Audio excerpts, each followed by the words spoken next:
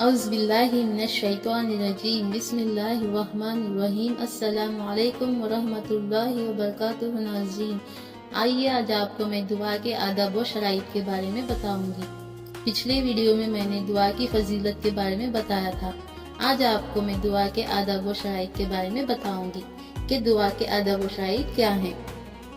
اللہ تعالیٰ دعا کرنے سے بہت خوش ہوتا ہے۔ دعا کرنے والے کی دعا قبول فرماتا ہے اور جو مانگتا ہے اس کو دیتا ہے، مگر یہ سب اس وقت ہوگا جب کہ وہ دعا کے آداب و شرائط کو مد نظر رکھ کر اس کی پوری پابندی کرے، ورنہ قبولیت کی امید نہیں رکھنی چاہیے۔ دعا کرنے والا بیمار کی طرح ہوتا ہے۔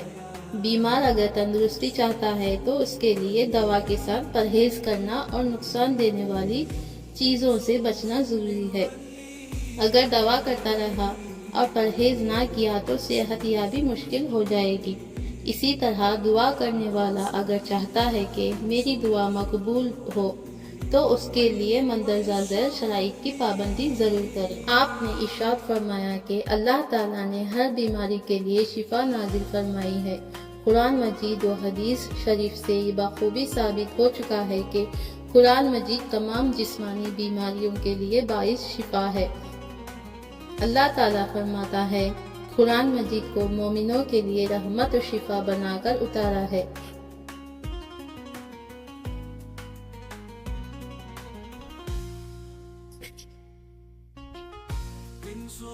اسی طرح دل ہے کہ جب اس کے موافق دعائیں ہوں تو ان دعاؤں کا اثر ضرور پڑے گا، لیکن اگر دعاؤں کا اثر بعض اوقات نہیں ہوتا، اس لیے کہ دعا کرنے والا دعا کے وقت اللہ تعالیٰ کی طرف پوری طریقے پر متوجہ نہیں ہوتا اور حرام چیزوں کے کھانے پینے سے پرہیز نہیں کرتا، گناہ اور ظلم کے کاموں سے کنارہ کشی نہیں کرتا، اس لیے اس کی دعاؤں کا اثر نہیں ہوتا ہے۔ اس کی مثال کمان کی طرح ہے۔ اگر کمان نرم و کمزور ہے تو تیر بھی کمزوری ہی سے نکلے گا، اور اگر کمان مضبوط ہے تو تیر تیزی سے نکل کر نشانے پر پوری طاقت سے لگ جائے گا۔ اسی طرح دعا کرنے والا جیسا ہوگا ویسا ہی اس کی دعا کا اثر ہوگا۔ اگر مومن مخلص ہے اور تمام شرائط کی پابندی کرتا ہے تو اس کی دعا قبول ہوگی۔ حدیث میں رسول اللہ صلی اللہ علیہ وسلم نے فرمایا کہ غافل دل کی دعائیں قبول نہیں ہوتی اور نہ حرام خور کی دعائیں قبول ہوتی ہیں۔ ہمیں صرف یہاں یہ بتانا ہے کہ دعائیں ضرور قبول ہوتی ہیں جبکہ ان کے تمام شرطوں کو پوری پابندی کی جائے۔ اس جگہ دعا کے چند آداب و شرائط کو بیان کیا جاتا ہے۔ دعا کرنے والا پہلے ان پر ضرور عمل کرے تاکہ اس کی کوششیں کامیاب ہوں۔ پہلی شرط یہ ہے کہ ایمان کامل کے ساتھ ہی ساتھ اخلاص بھی ضروری ہے، یعنی صرف اللہ تعالیٰ ہی کا خیال دل و دماغ اور زبان پر ہو، غیر کا خیال بالکل نہ ہو، کیونکہ بالاخلاص کے کوئی عمل قبول نہیں ہوتا ہے۔ اللہ تعالیٰ فرماتا ہے، یعنی اللہ تعالیٰ کو اس قربانی کا گوشت اور خون نہیں پہنچتا، لیکن تمہارا تقوی و اخلاص اس کو پہنچتا ہے۔ اگر ہم قربانی کرتے ہیں تو اس کا گوشت خون کچھ بھی اللہ تعالیٰ کو نہیں پہنچتا، اس کا تقوی، اس کی نیت اللہ تعالیٰ تک پہنچ جاتی ہے۔ اس لیے ہماری نیت ہو کہ ہم اللہ تعالیٰ کو توجہ دیں، اللہ تعالیٰ کو اخلاص سے پکارو اور دعا کرو۔ سب کاموں کا دار و مدار نیت پر ہے۔ اللہ تعالیٰ غافل دل کی دعا قبول نہیں فرماتا۔ حدیث میں رسول اللہ صلی اللہ علیہ وسلم فرماتے ہیں، اللہ تعالیٰ سے دعائیں کرو، قبولیت کا یقین کامل رکھتے ہوئے اس بات کو اچھی طرح سمجھ لو، اللہ واقعی غافل کی دعا ہرگز قبول نہیں فرماتا۔ دعا کے لیے حضور قلب و اخلاص کامل ہونا ضروری ہے، ورنہ اگر زبان سے دعا کی اور دل ادھر ادھر کے خیالات میں لگا رہا وہ دعا قبول نہیں ہوگی۔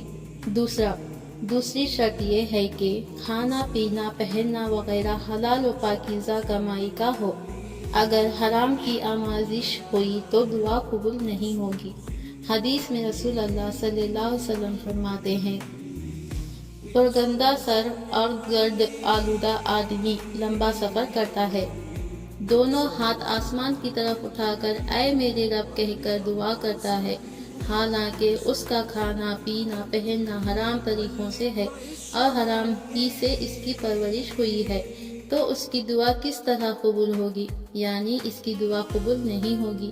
اور فرماتے ہیں جب حاجی حرام مال لے کر حج کو جاتا ہے اور لبیک پکارتا ہے تو آسمان سے ایک پکارنے والا اس کا جواب دیتا ہے کہ تیرا لبیک قبول نہیں، کیونکہ تیرا توشہ حرام کا ہے اور تیرا خرچہ حرام کا ہے، تیرا حج سراسر معذرت و گناہ ہے، مقبول نہیں۔ اس لیے اللہ تعالیٰ نے نبیوں کو کسب حلال کا حکم دیا، اے رسولوں حلال روزی کھاؤ اور نیک عمل کرو، اور امتیوں کو بھی یہی حکم دو، اے مومنو ہماری پاکیزہ دی ہوئی روزی کھاؤ۔ تیسری شرط یہ ہے کہ دعا کرنے والا جھوٹ بولنے، مکر و فریب دینے، خمار بازی، شراب نوشی، حسد، تکبر، کینہ کپٹ، غیبت، چغلی وغیرہ گناہ کرنے سے بچے، کیونکہ یہ سب گناہ کبیرہ ہیں۔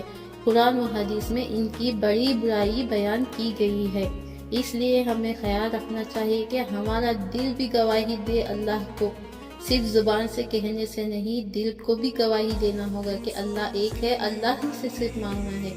اس لیے ان شرائط کو مد نظر رکھتے ہوئے اب دعاؤں کو، نمازوں کا خیال رکھیں۔ اپنی نماز 5 وقت نماز پڑھنے کی توفیق اللہ ہم سب کو دے، دعاؤں کی توفیق ہم کو دے، اپنی دعاؤں میں ہمیں یاد رکھیں۔ اگر آپ میرے چینل پر نئے ہو تو میرے چینل کو سبسکرائب، لائک اور کامنٹ ضرور کریں تاکہ میں اور جانکاری آپ کو دیتی رہوں۔ آگے میں آپ کو آداب، دعا کے آداب کے بارے میں اور بھی زیادہ نالج دیتی رہوں گی۔ میرے چینل کو سپورٹ کریں، اپنی نمازوں کا، دعاؤں کا پابند رہیں، ہمیں اپنی دعاؤں میں یاد رکھیں۔ اللہ حافظ۔